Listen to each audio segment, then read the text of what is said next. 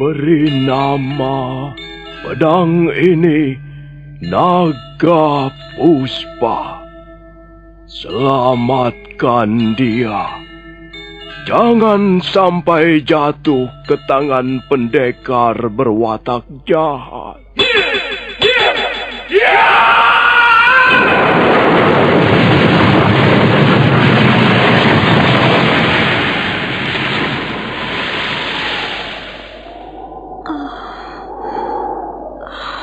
Kakang Kamandanu, kau masih juga tidak percaya bahwa aku mencintaimu.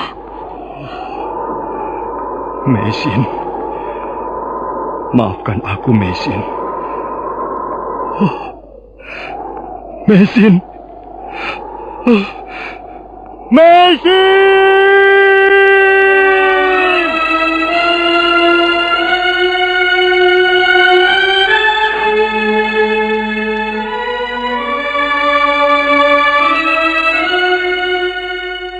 Tutur Tinular.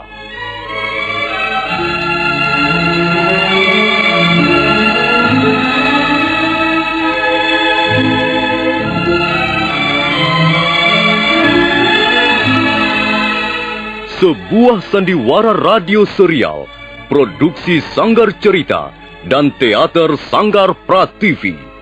Sebuah kisah dengan latar belakang sejarah runtuhnya Singasari dan berdirinya Kerajaan Majapahit.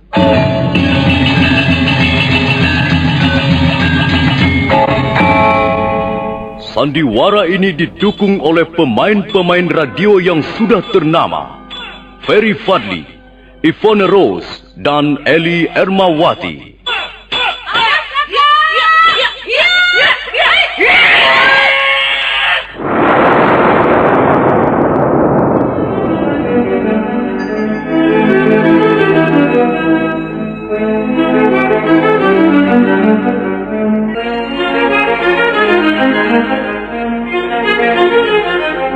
Cerita ini ditulis dan diolah oleh S. Tijab, hiasan musik dan sutradara C. Ispriyonoka.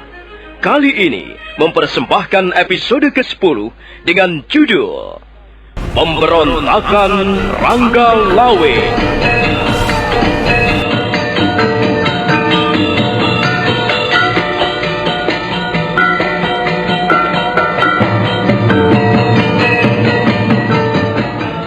Dalam seri ke-272 ini didukung oleh para pemain Haris Tiono sebagai Dias Sangkramawijaya, Benny Indrahadi sebagai Sipi, Edi Johan sebagai Ike Mese, Mogan sebagai Kausing, Mas Sono sebagai Arya Wiraraja, Nusri Nurdin sebagai Lembu Sora, Idris Apandi sebagai Ramapati, Kasdu Dewa sebagai Rapodang, Rusli sebagai Rangga Lawe, Wenda Lubis sebagai Kebo Anabrang, Edos sebagai prajurit Tartar, dan Asdi Suhastra pembawa cerita. Selamat menikmati.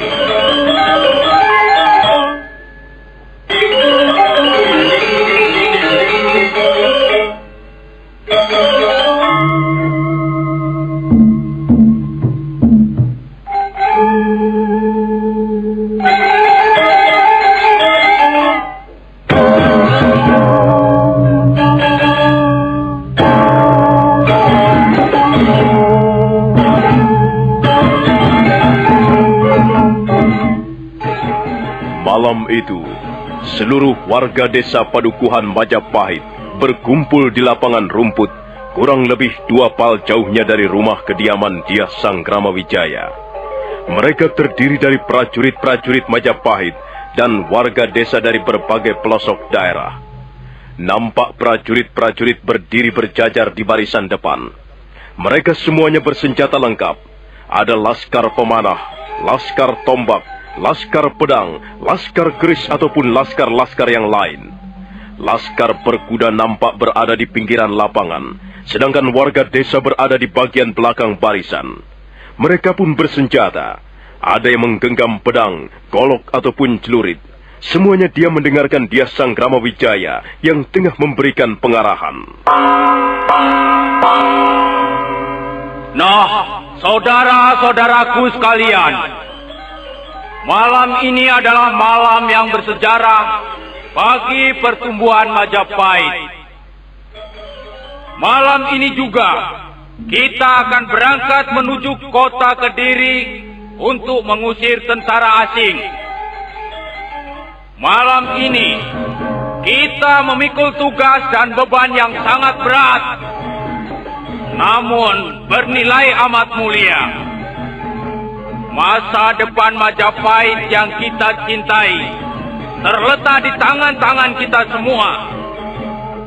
Karena itu, saudara-saudaraku sekalian, marilah kita bersatu padu. Marilah kita menyatukan hati dan hasrat kita semua. Marilah kita berperang di jalan kebenaran. Kalau kita mampu bertempur dengan gigih, penuh semangat, bersatu padu saling membahu, aku yakin kita akan memperoleh kemenangan. Tentara asing itu pasti akan kita usir dari bumi Jawa, bumi yang menjadi hak waris kita. Nah, saudara-saudaraku sekalian, tak ada lagi yang hendak kukatakan pada kalian semuanya. Selanjutnya, marilah kita kobarkan semangat perjuangan kita. Dengan demikian niscaya musuh-musuh Majapahit dapat kita nyakan.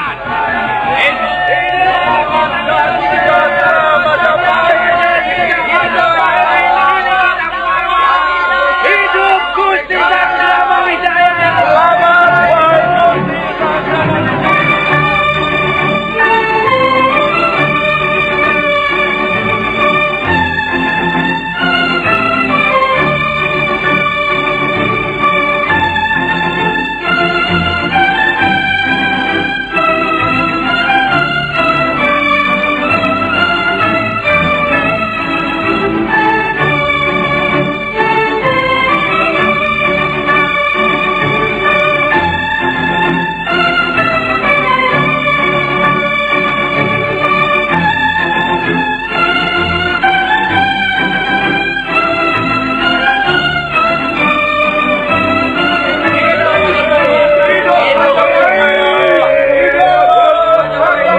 Maka demikianlah, seperti yang telah dicatatkan oleh bunyi sejarah, pada malam tanggal 20 bulan Waisaka tahun 1293, tentara Majapahit bergerak perlahan-lahan menuju kota Daha atau kota Kediri.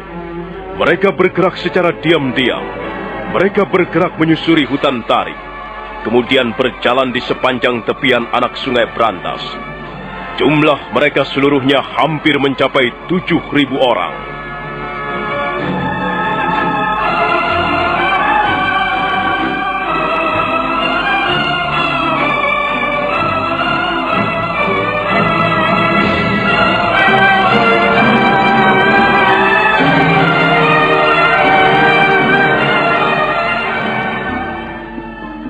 Sementara itu, di Istana Kediri masih nampak prajurit-prajurit Tartar sibuk berpesta pora. Para ledek atau penari memperagakan aneka macam suguhan tari yang memikat. Para niaga sibuk memperdengarkan gending-gending yang menawan. Mereka nampaknya berusaha untuk menyenangkan prajurit-prajurit Tartar yang tengah mabuk kemenangan.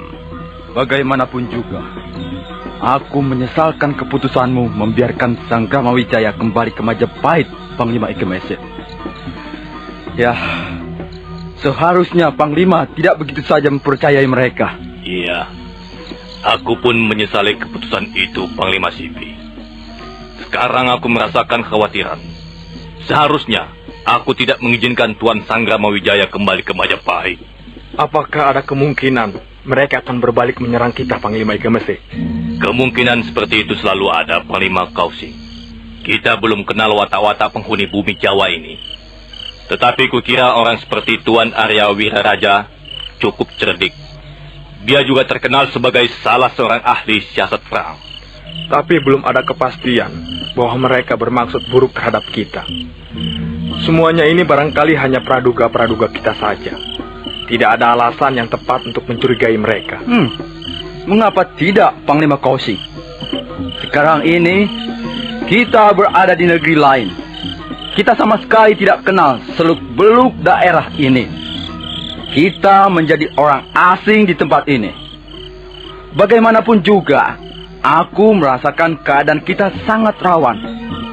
Kalau sampai Tuan Sangramawijaya bersama pasukan Majapahitnya berbalik menyerang, kukira keadaan kita akan sangat terjepit.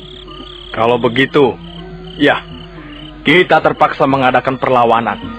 Kalau orang-orang Majapahit berbuat curang, hendak menikam kita dari belakang, ya, kita terpaksa memukul mereka. Kita adalah prajurit-prajurit, dan kita berangkat ke tanah Jawa ini dengan dilengkapi perlengkapan perang.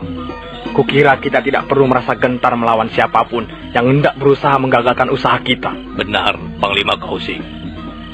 Namun begitu, kita harus memikirkan keselamatan kita juga.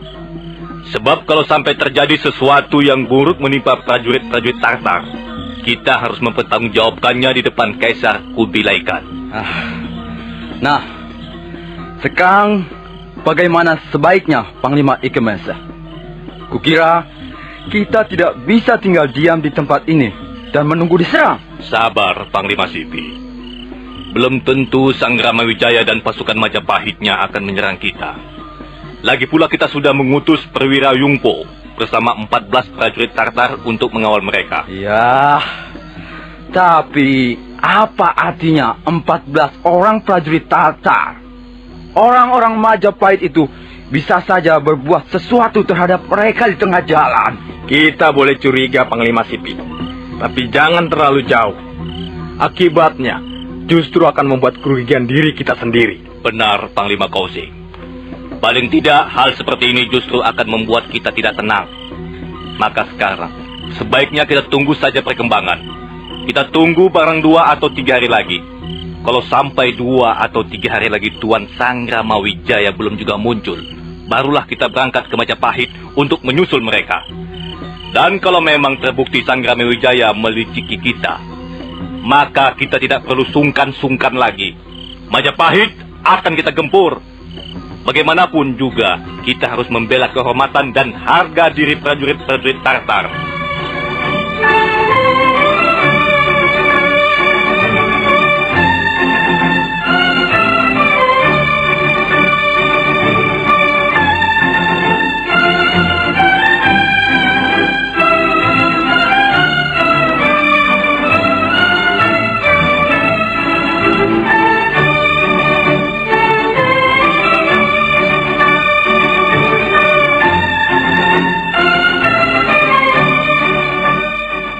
Sementara itu, pasukan Majapahit terus bergerak menuju kota Daha.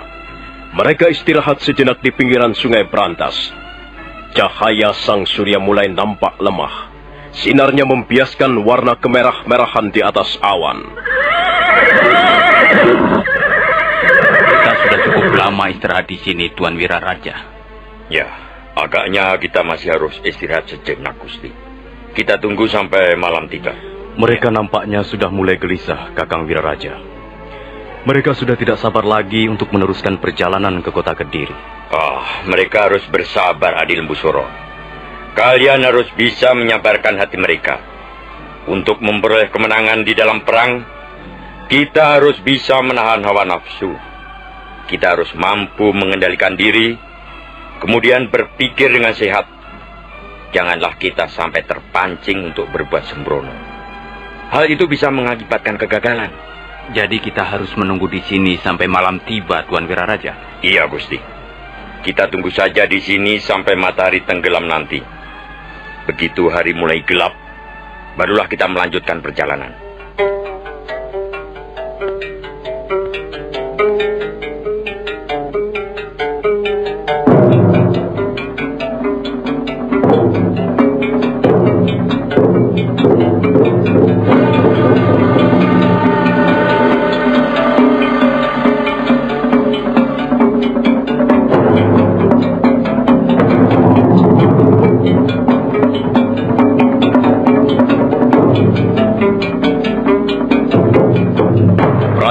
Prajurit Majapahit dan warga desa yang menyertai mereka nampak sudah tidak sabar lagi. Mereka menunggu dengan gelisah. Ada yang duduk di bawah pohon, ada yang duduk di balik bongkahan batu, dan ada yang bergerombol di sepanjang tebing sungai.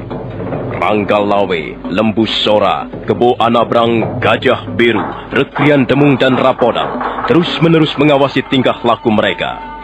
Sementara itu sinar matahari sudah semakin lemah. Bola dunia yang memancar dari pagi hari itu semakin hari semakin memudar cahayanya. Dan tak lama kemudian, bola itu pun menggelinding jatuh ke mulut Cakrawala. Maka begitu hari mulai gelap, pasukan Majapahit kembali bergerak meneruskan perjalanan. Mereka mulai menyeberangi Sungai Berantas.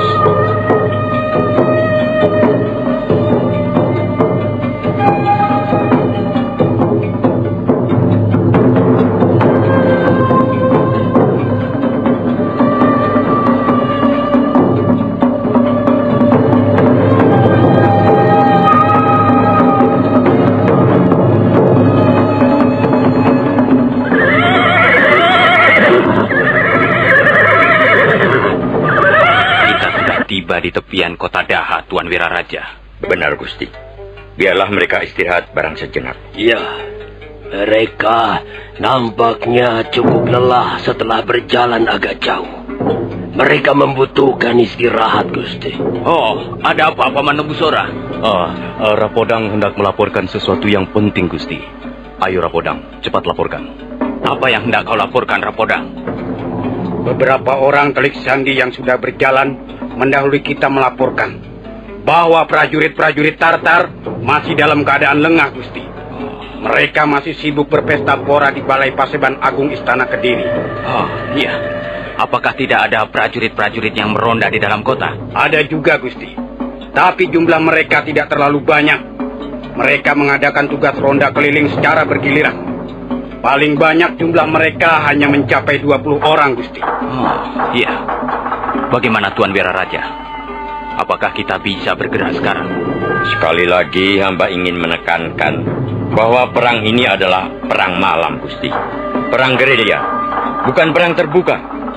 Jadi kita lebih menitik beratkan pada usaha-usaha pembokongan, pendadakan, ataupun penyergapan. Sebab jika kita terlibat dalam perang terbuka, hamba khawatir prajurit-prajurit kita akan kesulitan menghadapi prajurit-prajurit Tartar yang terkenal tangguh dan berani, Gusti. Oh, baiklah. Lalu bagaimana dengan rencana Tuan tentang 2 orang putri boyongan itu, Tuan? Hamba kira sekarang ini sudah saatnya untuk disiapkan sebuah tandu. 8 orang akan mendukung tandu itu memasuki pintu gerbang bagian depan. Adi Lembu Soro dan Ronggolawe yang menyamar sebagai putri boyongan duduk di dalam tandu. Sementara 200 orang prajurit mengawal mereka di belakang. Bagaimana Lembu Soro? Apa kau sudah siap? Dan bagaimana dengan kau, Ronggolawe? Saya sudah siap, Kakang Wiraraja. Saya akan segera mengenakan pakaian penyamaran. Hamba juga sudah siap, Ayahanda Wiraraja. Ayahanda tidak perlu merasa khawatir. Hamba sudah siap dengan keris megalamat yang hamba selipkan di paha kanan hamba. Bagus. Kalau memang kalian sudah siap, kita bisa berangkat sekarang juga. Ayo cepat, kalian berpakaian dan segera siapkan tandu.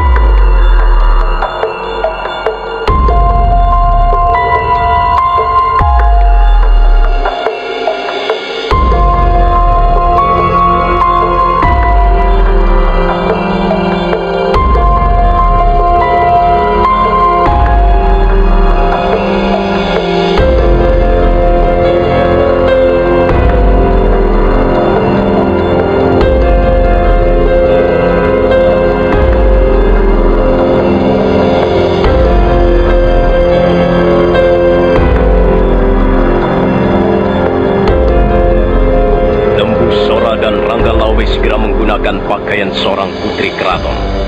Lembu Sora menyembunyikan pedangnya di belakang punggungnya, sementara Ranggalawe menyelipkan kerisnya di pahanya. Mereka berdua kemudian naik ke atas tandu. 8 orang prajurit Majapahit segera mendukung mereka. Arya Wiraraja memberikan aba-aba, dan tandu itu pun bergerak perlahan-lahan. 200 orang prajurit dari Laskar Tombak dan Laskar Pedang mengiring di belakang mereka. Kebo Anabrang, Iya, Gusti. Beritahukan kepada seluruh warga desa agar mereka bersiap-siap mengadakan penyerangan. Begitu terjadi pertempuran sengit antara pasukan Majapahit dan prajurit-prajurit Tartar, mereka harus segera memukul apa saja untuk mengacaukan pertahanan musuh. Mereka harus memperdengarkan suara yang hiruk-pikuk, hingar-bingar, supaya prajurit-prajurit musuh mengira bahwa tentara kita berjumlah banyak. Baik, Gusti.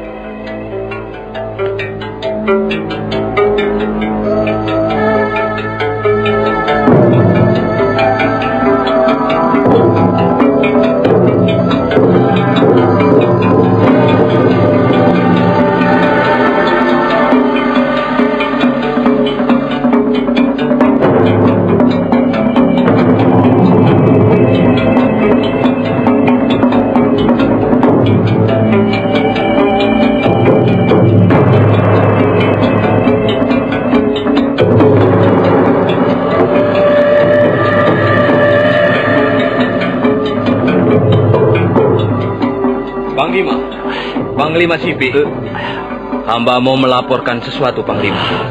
Ada apa, prajurit? Kalau kau belum puas minum, kau boleh minta dilayani oleh orang-orang kelitiri itu. Jangan ganggu aku. Ampun, Panglima. Hamba ingin melaporkan sesuatu yang penting. Tuan Sanggrama Wijaya sudah datang bersama 200 orang prajurit Majapahit. Apa? Tuan Sanggrama Wijaya? Betul. Di mana mereka? Mereka menunggu di dekat pintu gerbang bagian depan, Panglima. Apakah mereka bisa kita persilahkan masuk? Tunggu. Tunggu dulu, prajurit. Biar aku yang akan menemui mereka. Kau tadi mengatakan bahwa Sanggrama Wijaya dikawal oleh pasukan Majapahit. Benar? Apakah mereka berjumlah cukup banyak? Tidak, Panglima. Mereka kurang lebih berjumlah hanya 200 orang. Ya, bagus. Ayo, antarkan aku ke sana, prajurit.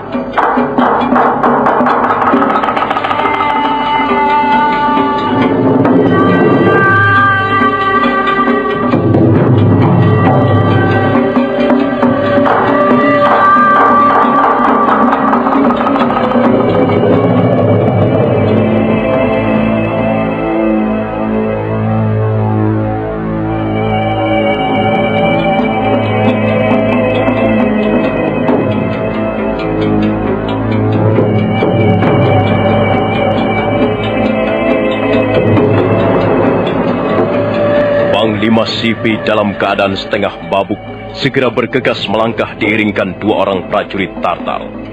Panglima perang kerajaan Mongolia itu terus berjalan meninggalkan Balai Paseban Agung Istana Kediri. Dan tak lama kemudian dia sudah tiba di depan pintu gerbang depan Istana Kediri. Panglima Sipi segera melompat turun dari atas punggung kuda. Dia, Sanggrama Wijaya, nampak berjalan perlahan mendekatinya.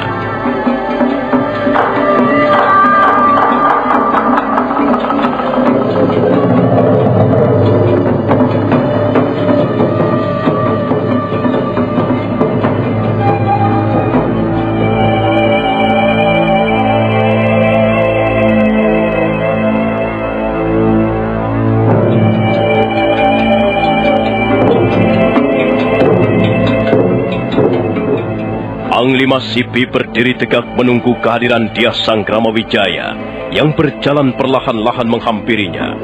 Sebuah tandu yang diberi hiasan warna-warni ikut bergerak bersama-sama dengan dia Sanggrama Wijaya. Sementara 200 prajurit Majapahit tetap berdiri di belakang mereka. Nah, bagaimanakah kisah selanjutnya? Apa yang akan terjadi dengan pasukan Majapahit?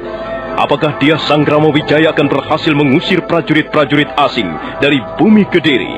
Saudara pendengar, silakan menunggu seri berikutnya. Sampai jumpa.